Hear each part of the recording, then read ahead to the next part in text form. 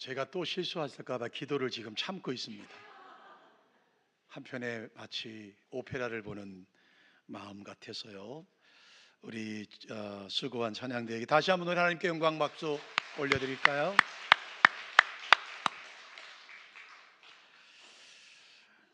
찬양대의 찬양을 들으면서 오늘은 이제 설교할 걸 다 했구나. 이미 찬양을 통해서 우리가 마음이 열리고 하나님의 은혜가 우리 가운데 임재할 줄로 믿습니다. 우리 본문 다시 한번 1장 23절 다시 한번 우리 한 목소리로 읽어보실까요? 보라, 처녀가 잉태하여 아들을 낳을 것이요 그의 이름은 임마누엘이라 하리라 하셨으니 이를 번역한즉 하나님이 우리와 함께 계시다 함이라. 아멘. 우리 옆에 분들에게 고백할까요? 하나님이 당신과 함께 하십니다. 한 번 더요. 하나님과 동행하는 것이 진정한 성탄입니다.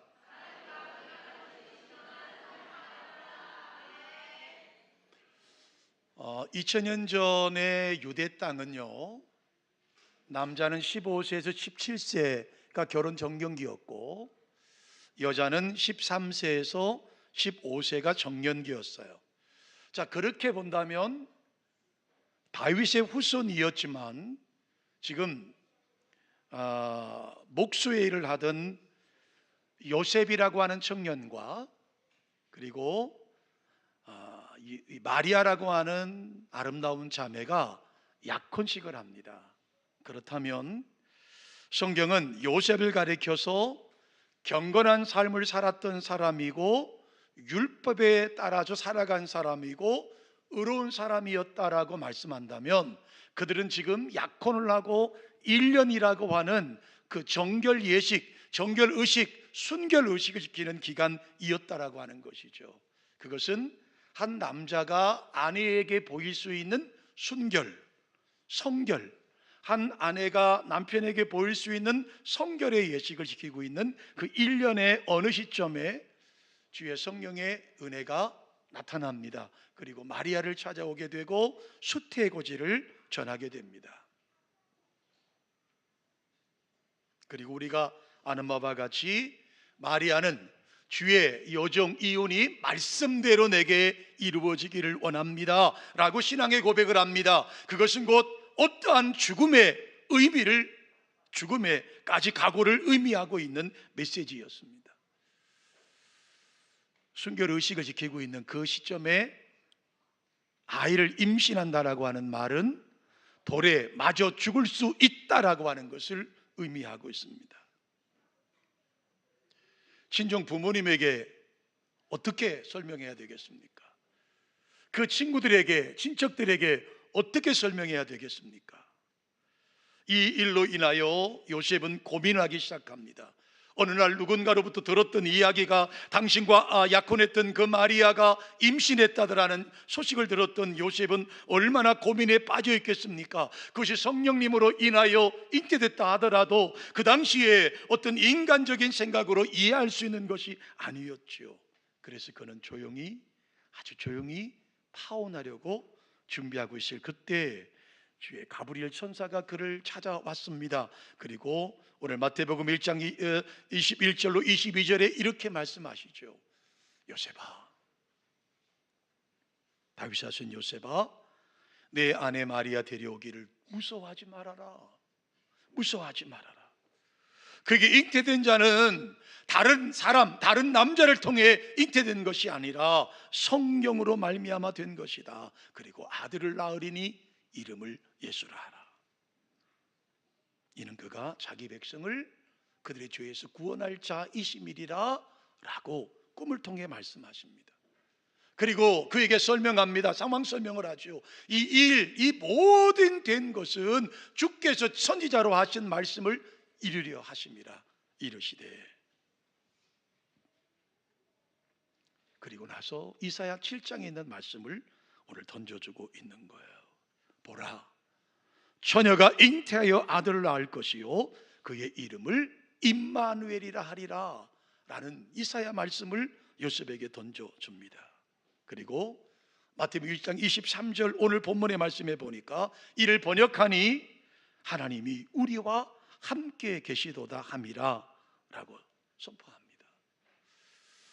이 가브리엘 천사를 만났던 요셉은 모든 것을 다 각오합니다. 수모와 조롱과 멸시와 천대와 어떤 것도 감수하겠다라고 하는 결단을 내리죠. 그리고 성녀로 잉태됐던 마리아와 함께 결혼식을 하게 됩니다. 그리고 아들을 낳을 때까지 동침하지 않았습니다. 오로지 하나님의 뜻에 순종했습니다. 아들을 낳았고 이름을 그 천사가 지시한 대로 예수라고 이름을 정합니다. 그의 이름이 뭐라고요? 임마누엘입니다. 임이라고 하는 말은 함께라는 말이고, 마누라고 하는 말은 우리라고 하는 의미고, 엘은 하나님이에요. 그러니까 하나님이 우리와 함께 계신다. 하나님이 우리와 함께 하신다. 그날이 바로 성탄절이에요. 그래서 우리는 임마누엘이신 주님께 날마다 감사하고 날마다 동행하며 살고, 죽음 후에는 그 임마누엘 계신 하나님이 계신 그곳으로 우리는 영원토록 주님을 찬양하며 살아갈 것이라고 하는 거예요. 매년 성탄절을 맞으면 제가 말씀을 묵상하면서 꽂히는 말씀들이 있어요. 목자들의 정체가 무엇인지에 말씀을 꽂히기도 해요. 때로는 요셉이라고 하는 거룩한 의인과도 같은 이 의로운 요셉의 말씀에 마음에 박히기도 해요. 마리아의 헌신에 마음이 꽂히기도 해요. 오늘 2024년도의 말씀은 임마누엘의 말씀에 마음이 꽂혔어요. 자, 그렇다면 그 가브리엘 천사가 임마누엘이라고 하는 이사야 7장 14절의 말씀을 우리 가운데 주셨던 그 말씀을 한번 돌이켜 볼 필요가 있습니다. 자, 이사야 7장 14절 우리 같이 한번 읽어 보실까요? 읽습니다. 그러므로 주께서 친히 징조를 너에게 주실 것이라. 보라, 처녀가 잉태하여 아들을 낳을 것이요 그의 이름을 임마누엘이라 하리라. 여러분, 여기서 그러므로 라는 말씀을 보실 필요가 있어요.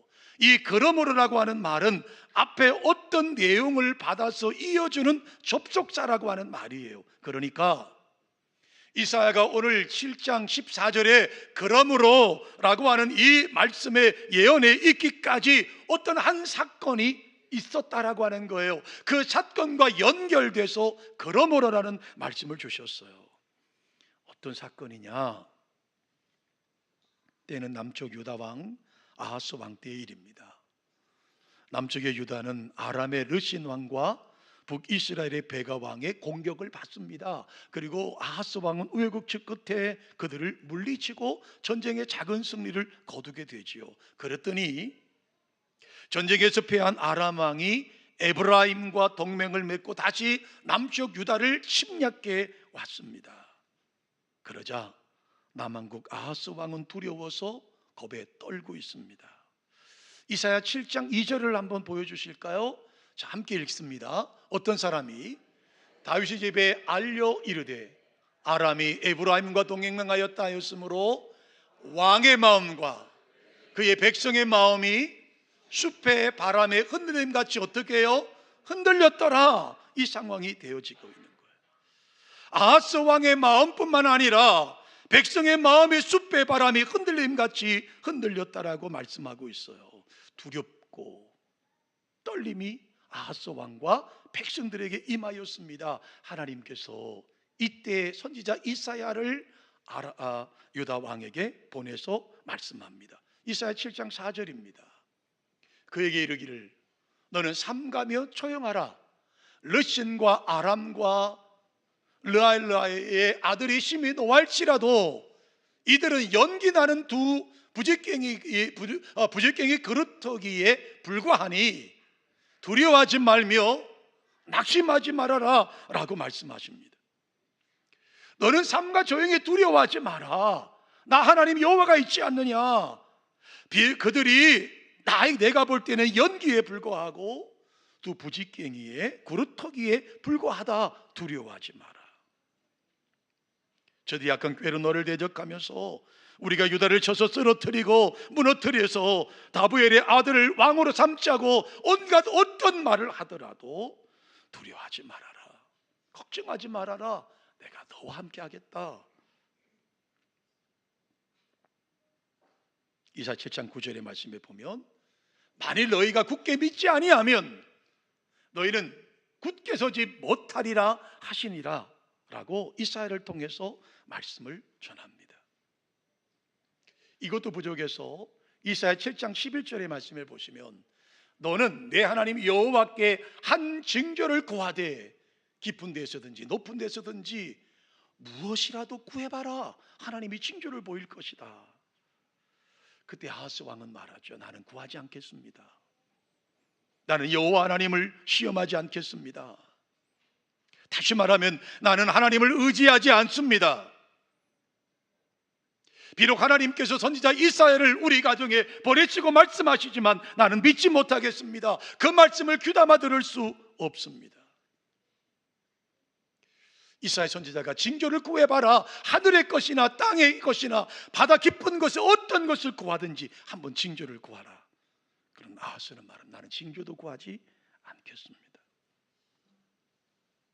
그러면서 아하스 왕이 한 것이 뭔지 아세요? 하나님을 의지하기보다는 애굽의 원군을 청합니다. 애굽의 원군을 청하면 애굽의 군대가 와서 우리를 도와줄 것이라고 믿었습니다. 다시 말하면 눈에 보이는 하나님, 눈에 보이지 않는 하나님보다 눈에 보이는 애굽의 군대가 아하스에게 더 크게 다가왔던 것이죠. 하나님과 동행하지 않는 것이 아니라 하나님과 동행하는 것이 아니라 세상의 힘을 의지하고 있는 아하스 왕의 모습을 보여주고 있는 거예요. 그때 주셨던 말씀이 바로 오늘 우리가 읽으셨던 말씀이에요. 이사야 선지자가 애굽의 원군을 창하겠다, 애굽 군대를 나는 의지하겠다고 했던 그에게 하셨던 말씀이 뭐냐면 그러므로 주께서 친히 징조를 너에게 주실 것이라. 보라, 처녀가 잉태의 아들을 낳을 것이요 그의 이름은 임마누엘이라 하리라. 그러므로라고 하는 이사야의 말씀은 내가 하나님의 도움을 믿지 아니하였으므로, 그러니까 내가 하나님의 도움을 믿지 않았기 때문에 내가 너에게 친히 징조를 보일 것인데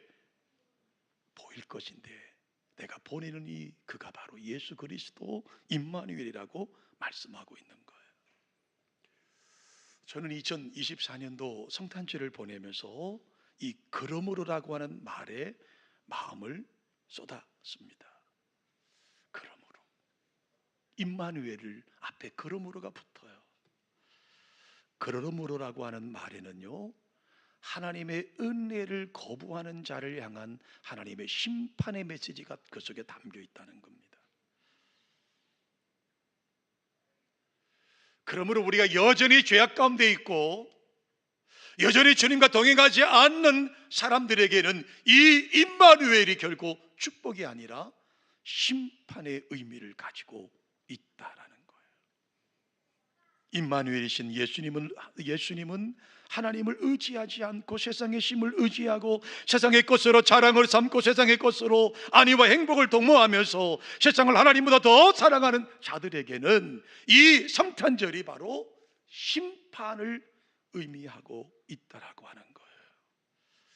하나님이 우리와 함께 하신다라고 하는 말씀은 하나님이 심판하기 위하여 우리와 함께 하신다라고 하는 저주의 의미도 포함되어 있다라고 하는 사실이에요. 임마누엘 주님을 영접하는 자들에게는 구원의 기쁨이 주님이시지만 주님을 거절하는 자들에게는 심판의 주님으로 오실 것이라는 말씀이 그 속에 배어 있는 거예요. 임마누엘 주님은 그를 영접하고 그분에게 순종하고 그분의 말씀을 따라 사는 자들에게는 축복으로 다가오시지만 그렇지 않는 자들에게는 저주가 임한다고 말씀하고 있어요. 여러분 다 같이 요한복음 3장 36절의 말씀을 함께 읽어보실까요? 아들을 믿는 자들에게는 영생이 있고 아들에게 순종하지 않은 자는 영생을 보지 못하고 도리어 하나님의 진노가 그 위에 머물러 있느니라. 아멘. 보세요 여러분, 아들을 믿는 자에게는 영생이 있습니다. 그러나 아들에게 순종하지 아니하는 자는 영생을 보지 못할 뿐만 아니라 도리어 하나님의 진노가 그 위에 있다고 말씀하고 있지 않습니까? 그래서 예수님의 나심을 목자들에게 알리던 천사들이 누가복음 2장 14절에 너무나 유명한 말씀을 우리 가운데 남겼습니다. 함께 목놓아 외칩니다. 지극히 높은 곳에서는 하나님께 영광이요 땅에서는 기뻐하심을 입은 자들에게 평화로다 하리라. 여러분, 이 찬양을 보십시오. 기뻐하심을 입은 자들에게라고 하는 말씀에 단서가 붙어 있다라고 하는 거예요. 기뻐하심을 입은 자들에게는 평화가 임합니다. 기뻐하심을 입지 못한 자들에게는요, 반대로 멸망이 임한다는 말씀 아니겠습니까? 여러분, 예수님을 거부한 모든 사람은 다 멸망당했습니다. 여러분, 그들이 헤로드 왕 아닙니까? 그들이 빌라도가 아닐까요? 그들이 제사장들이 아닐까요? 바리새인들이었습니다. 예수를 거부한 모든 사람은 다 멸망을 당했습니다. 오늘 저는 성탄절을 맞이해서 우리 성도들에게 이 말씀을 꼭 드리고 싶습니다. 단순히 번영만이 복이 아닙니다. 번영이 복이 될 수 없습니다. 주님과 함께하는 것이 복인 줄로 믿습니다. 소돔과 고모라 성은 번영했습니다. 그러나 그들은 하나님과 동행하지 않으므로 다 멸망당했습니다. 저를 한번 따라해 보실까요? 예수 없는 번영은 축복이 아니라 저주입니다. 아멘이시죠? 넉넉함이 복이 아닙니다. 주님이 함께 하시는 것이 복인 줄로 믿습니다. 여러분, 어리석은 부자는 곡식을 창고에 가득 쌓아두고 자랑했지만 그는 결국 지옥으로 떨어져 버리고 말았지 않습니까? 그러나 삭개오는 자신의 가진 것의 절반을 가난한 자들에게 나누어 주었습니다. 이것이 진정한 복이라고 하는 거예요. 예수 없는 부요는 저주입니다. 여러분, 권력이 있다고 축복이 아닙니다. 주님과 함께하는 것이 복입니다. 세상에 권력이 가졌으나 하나님을 멀리한 자들은 다 멸망했습니다. 예수 없는 권력은 저주예요. 여러분, 쾌락이 복일까요? 아닙니다. 저주입니다. 하나님과 함께하지 않는 모든 것은 다 저주일 수밖에 없습니다. 로마 시대의 가장 음란하고 가장 악한 도시였던 폼페이는요, 음란과 쾌락을 즐기다가 완전히 멸망당하지 않았습니까? 세상의 모든 것을 다 가지고 있습니까? 하나님과 동행하지 않는 가짐은 축복이 아니라 저주입니다. 이것을 익히 알았던, 이것을 경험했던 솔로몬은 전도서 1장 2절에 뭐라고 말씀합니까? 헛되고 모든 것이 다 헛되다고 말씀합니다. 주님이 함께 하시지 않는 것은 모든 것은 헛됩니다. 전도서 1장 14절에 뭐라고 말씀하십니까? 함께 읽어보실까요?